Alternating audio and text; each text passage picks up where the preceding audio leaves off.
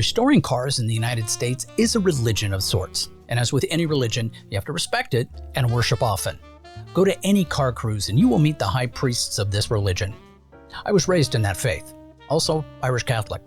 So we are going to look at the 5 most commonly restored brands and models in the United States and find a little automotive weird along the way on today's episode of 5 Weird Things. Welcome to the channel. First, like, subscribe, share the channel.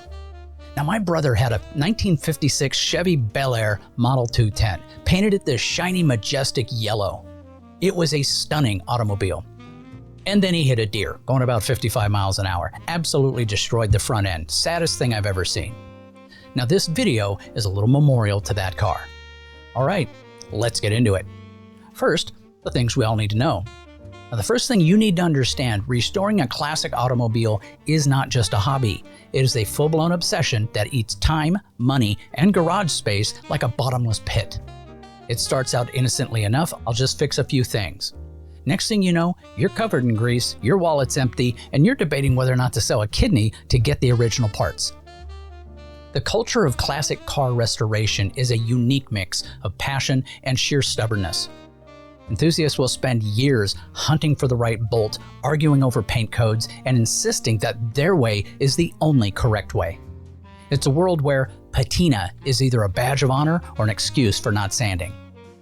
And let's not forget the joy of explaining to non-car people why you've spent 500 hours fixing a car that still does not run.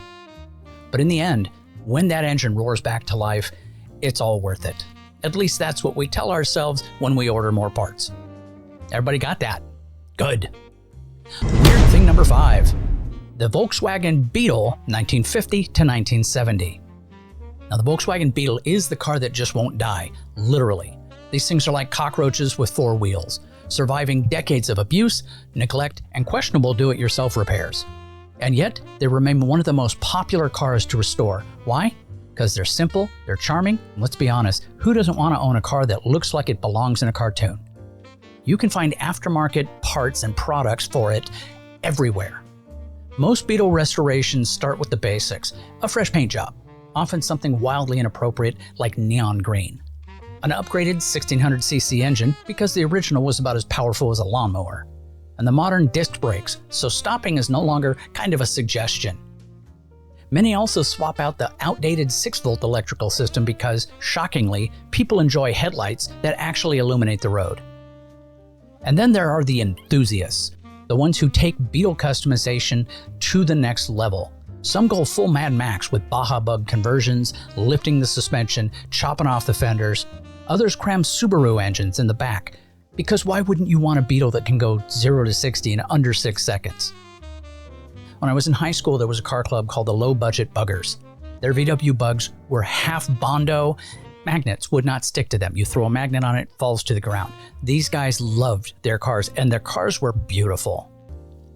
Now, love them or laugh at them, restored Beetles continue to rule the roads, proving that no matter how small or underpowered a car may be, with enough creativity, a little bit of madness, it can still turn heads. Weird thing number 4. The Dodge Charger 1968 to 1970. Now, the Dodge Charger is the automotive equivalent of a rock star. It is loud, it's aggressive, and always stealing the spotlight.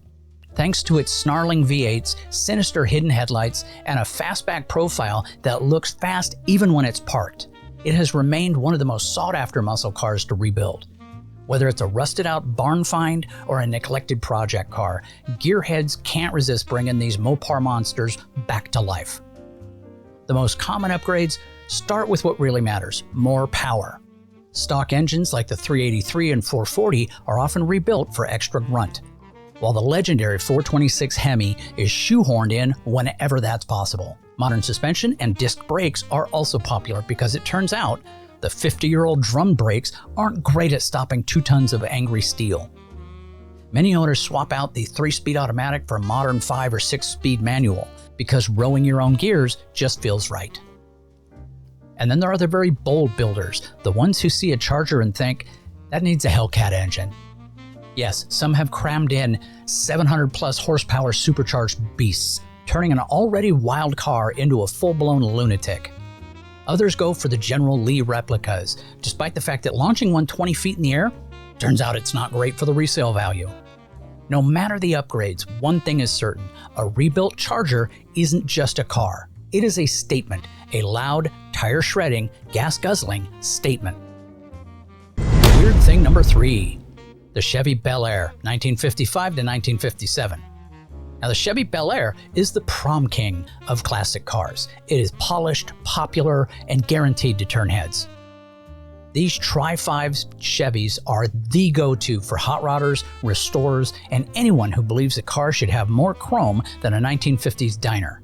Whether it's a rusted-out relic from Grandpa's backyard or a Craigslist easy project, translation, missing half the parts. Rebuilding a Bel Air is practically a rite of passage for classic car lovers. The most common upgrades focus on bringing the stylish cruiser into the 21st century. The original inline-6 or small block V8 is often swapped out for a modern LS engine because, let's be honest, factory horsepower in the 50s was adorable by today's standards. Because stopping a 2-ton car with 1950s technology is a thrill most people don't want. Suspension upgrades make these boats handle less like actual boats, and fuel injection replaces carburetors for those who prefer reliability over nostalgia. Then there are the creative builders, the ones who lift the Bel Air onto a 4-wheel drive truck chassis because nothing says iconic classic like monster truck vibes. Others go full resto mode, adding digital dashboards and push-button start because cranking a key is apparently a little too much effort. No matter the approach, a rebuilt Bel Air isn't just a car, it's rolling nostalgia with a V8 soundtrack. Weird thing number 2. The Chevy Camaro, 1967 to 69. The Chevy Camaro is the muscle car equivalent of a gym rat. It's built for speed, designed to intimidate, and it's always flexing at the stoplights. It was Chevy's answer to the Mustang, and let's be honest, they weren't aiming for just as good as the Mustang. This car had attitude, power, and enough street cred to make it one of the most commonly rebuilt classics today. The most common upgrades start under the hood, because while the original small blocks were great in their day, modern builders demand more. LS swaps are almost a requirement at this point because who doesn't want 500 plus horsepower with air conditioning? Suspension upgrades are also a must. 60s handling was about as precise as a shopping cart with a wobbly wheel. And of course, 4-wheel disc brakes replace those charmingly ineffective drum brakes, because stopping is occasionally important. And then there are the really wild rebuilds, the ones that make the purists cry. Some builders throw Hellcat engines under the hood just to be different, because brand loyalty is often overrated to them. Others turn their Camaros into pro touring monsters with roll cages, racing seats, and more carbon fiber than a Formula One car. Now, at the end of the day, a rebuilt first-gen Camaro is always a statement piece. Whether it's a faithful restoration or an unhinged Frankenstein build, it's a guaranteed head turner, and probably a tire burner too. And finally, weird thing number 1. You waited for it. The Ford Mustang, 1964 and a half to 1970. The Ford Mustang is the golden child of classic muscle cars, the one that started it all. It stole the show, and it never let anybody forget it. From high school dreamers to serious collectors, everyone wants a piece of this pony, and why not? It's fast, stylish, and restoring one is practically an American tradition. The most common upgrades, as always, begin under the hood. Because while the original small block V8s were cool, today's builders crave a lot more. That usually means an engine swap. Hello, Coyote 5.0 or LS. Yes, some dare to commit Mustang blasphemy. Modern fuel injection replaces temperamental carburetors, and suspension upgrades help these old warhorses handle something other than straight lines. And of course, disc brakes, because stock drum brakes have a habit of making life interesting in traffic. Then there are the unique builds, the ones that make the purists clutch their pearls like they just saw their 401k disappear. Electric Mustang conversions. Yeah, they exist, and yes, they make weirdly instant torque. Or the builders who lift a Mustang onto a Bronco chassis, creating some sort of unholy off-road muscle car truck. And let's not forget Eleanor clones, Because thanks to Gone in 60 Seconds, everyone wants to own a movie star. Restoring a Mustang isn't about bringing a car back to life. It's about making a statement, and it's a very loud, tire-smoking statement that everyone envies. Well, that's it for today's episode. Hope you liked it. Hope that might have given you a little impetus to get off your ass and finally buy that vintage Mustang you've been dreaming of for years. Godspeed on that little labor of love. Do me a favor, click on more of the videos. Gotta grow this channel, people. Take care, have yourself a great day.